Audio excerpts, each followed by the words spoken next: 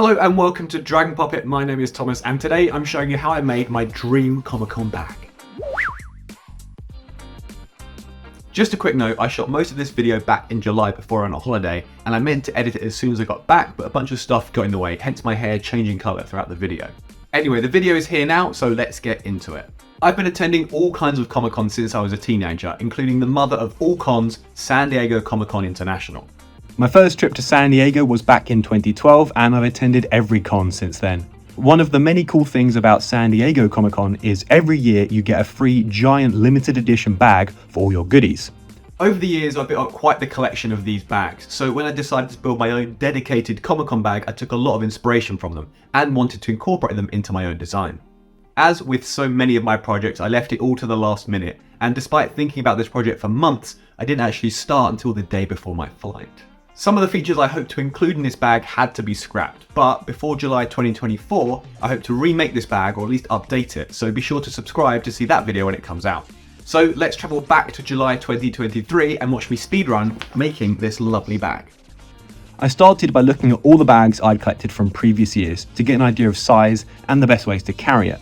The size and designs vary over the years, with 2012 being the biggest one in my collection. The bags often have backpack straps, but sometimes shoulder straps or handles like you'd see on a tote bag.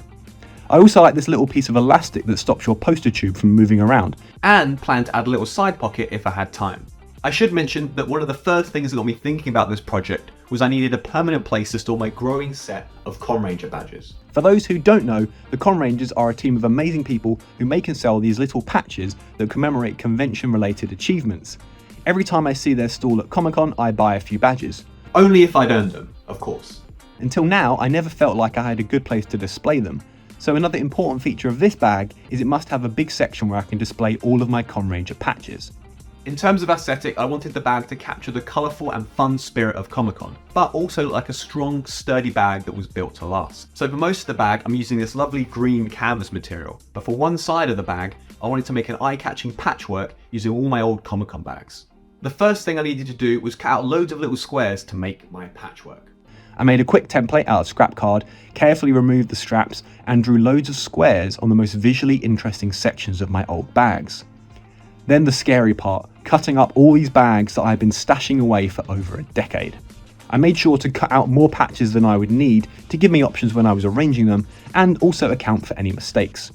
During the process, I decided this awesome design from the 2013 bag was too good to cut into tiny squares. Instead, I made a large template that is 2x3 squares so that I can preserve this part and make it the centerpiece of my patchwork. With all the pieces cut up, I spent some time arranging them into a pattern I liked, and then got to the time-consuming task of sewing all the patches together. The way I did this was sewing together all the horizontal strips, then sewing all those strips together to give me one whole side of my bag. To decide the width of my bag, I used my Con Ranger badges, as I wanted them to go down the side of my bag at least 3 badges wide. Then it was just a case of cutting all the fabric, including the lining, and carefully sewing all the pieces together. I'm not an especially experienced sewer, but I have taught myself the basics for various cosplay projects. It basically involves assembling the bag backwards and inside out, which can be tricky as you need to do it in a certain order or you'll get yourself stuck. But with lots of patience and regularly stopping to visualize the bag like some kind of show at Mind Palace, I was able to get the bag done, including a strap and a side pocket. Unfortunately, I ran out of time to sew on all the patches, but since I was getting to California a few days before Comic-Con, I figured I'd have time to do it there. This meant buying a little sewing kit as soon as I landed and spending every spare minute during car journeys or before bed sewing on a few patches at a time. But it was all worth it because I managed to get the bag finished in time and I used it every single day of the convention. I also picked up the free bag for 2023, which I can use in future projects. I'm so proud of this bag. I think it looks great and it did a great job of holding all the stuff that I got at Comic-Con. The lovely people at the Con Ranger booth were so excited to see the bag and all my badges sewn onto it, and a few people even stopped me to compliment the bag and we reminisced about old Comic-Cons. I wasn't able to include everything I wanted in the bag, like a zip or some little tote handles, but I still love it and there is always time before next year to improve it.